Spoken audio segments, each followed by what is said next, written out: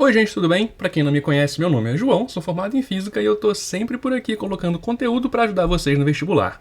Hoje eu trago uma questão do Enem 2020 que fala o seguinte: em seu laboratório, um técnico em Química foi incumbido de tratar um resíduo, evitando seu descarte direto no meio ambiente. Ao encontrar o frasco, observou a seguinte informação: resíduo, mistura de acetato de etila e água. Considere os dados do acetato de etila: baixa solubilidade em água, massa específica 0,9 gramas por centímetro cúbico, temperatura de fusão menos 83 graus Celsius e pressão de vapor maior que a da água. A fim de tratar o resíduo, recuperando o acetato de etila, o técnico deve... Temos aqui então uma questão que fala sobre métodos de separação, vamos dizer assim, de duas substâncias. É uma questão que tem uma tendência a ser vista mais como química, porém tem mudanças de estado e tudo mais, então dá pra gente entender como se fosse uma questão tanto de física quanto de química. Então vamos lá. A melhor maneira de resolver essa questão, que eu entendo como uma questão complicada, é analisando alternativa por alternativa e descartando aquelas que não servem. O segredo todo está aqui nessas 4 propriedades do acetato de etila. Então vou explicar para vocês o que significa cada uma delas. A primeira fala em baixa solubilidade em água. O que quer dizer isso?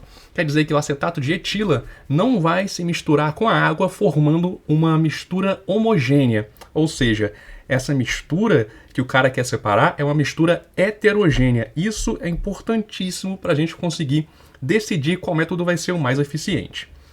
Na segunda aqui, temos a informação de que a massa específica do acetato de etila é de 0,9 gramas por centímetro cúbico. Aqui ele usa um nome um pouco diferente, que é massa específica. Só que se você reparar na unidade, você tem unidade de massa dividido por unidade de volume, que é o centímetro cúbico. Massa por volume é a densidade, ou seja, a massa específica é um outro nome que se dá à densidade, mas são a mesma quantidade.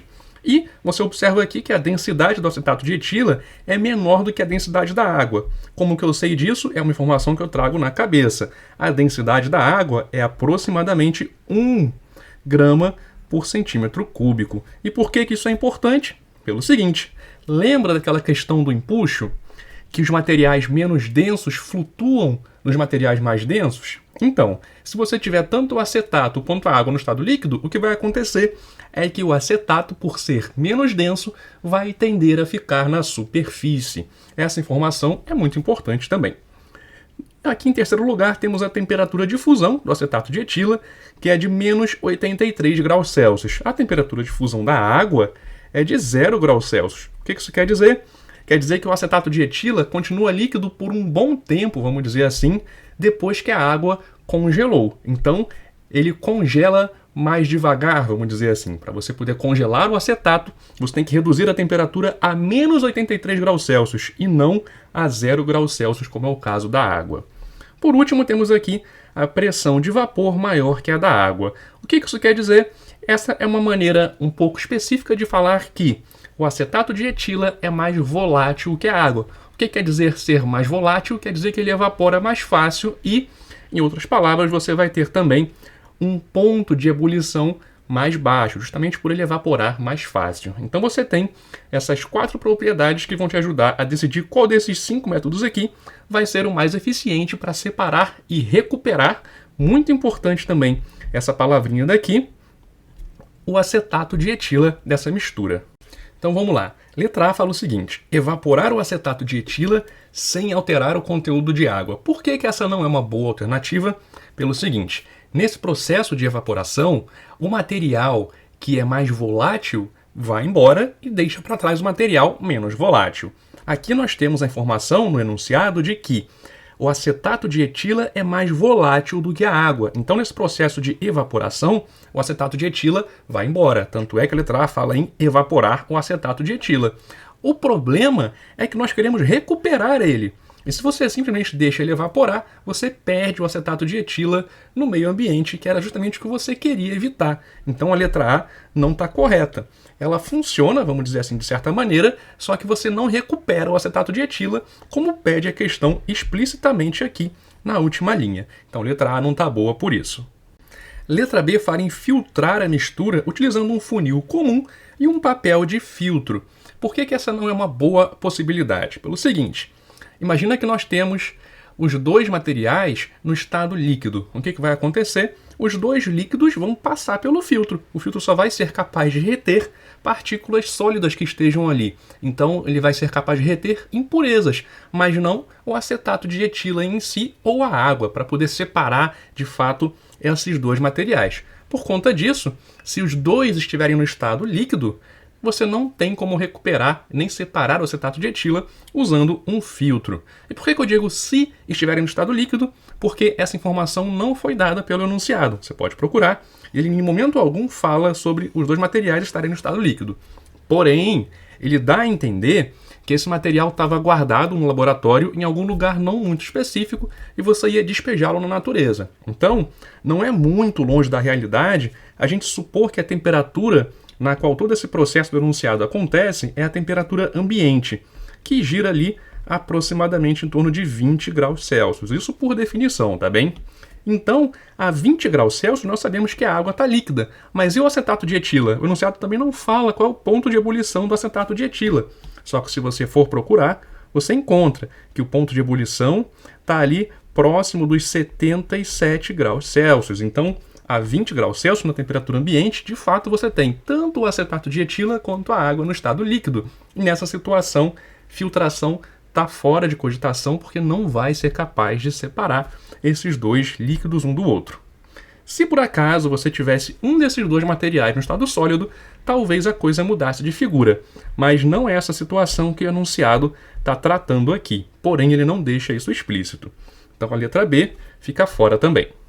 Letra C fala em realizar uma destilação simples para separar a água do acetato de etila.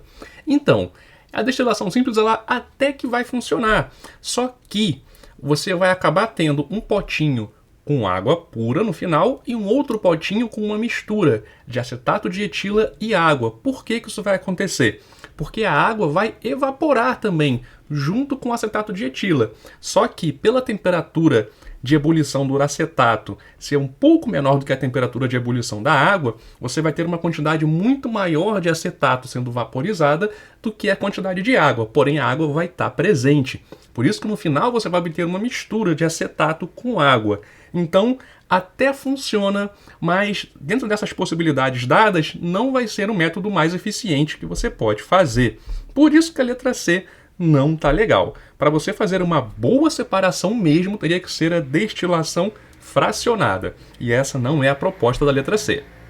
Letra D fala em proceder a uma centrifugação da mistura para remover o acetato de etila. Então, a centrifugação ela vai ser capaz sim de separar os dois, o acetato de etila e a água, porque os dois têm densidades diferentes. E justamente a centrifugação acelera esse processo de decantação. Porém, a centrifugação vai separar e simplesmente isso, dentro do mesmo tubinho. Ela não vai remover o acetato de etila para um reservatório separado, como fala aqui a letra D. Então a centrifugação separa, verdade, só que separa dentro do mesmo pote. Você não consegue recuperar só com a centrifugação o acetato de etila puro. Você separa, mas não em potes diferentes, vamos dizer assim. Por conta disso, a letra D não está legal.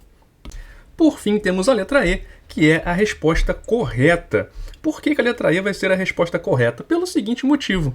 Nós temos dois líquidos, como eu acabei de falar tem poucos segundos, que têm densidades diferentes. Então, se você deixar esses dois líquidos descansando, o que vai acontecer?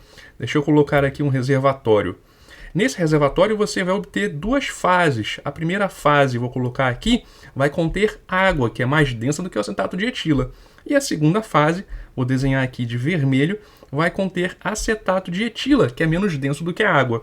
E eles vão ficar muito bem separados por conta do processo de decantação. E aí, o que você tem que fazer é só abrir a torneirinha que fica aqui embaixo do aparelho de decantação e tirar essa água até que fique só acetato de etila dentro do recipiente. E aí pronto, está feita a separação com a recuperação do acetato de etila, conforme a proposta do enunciado.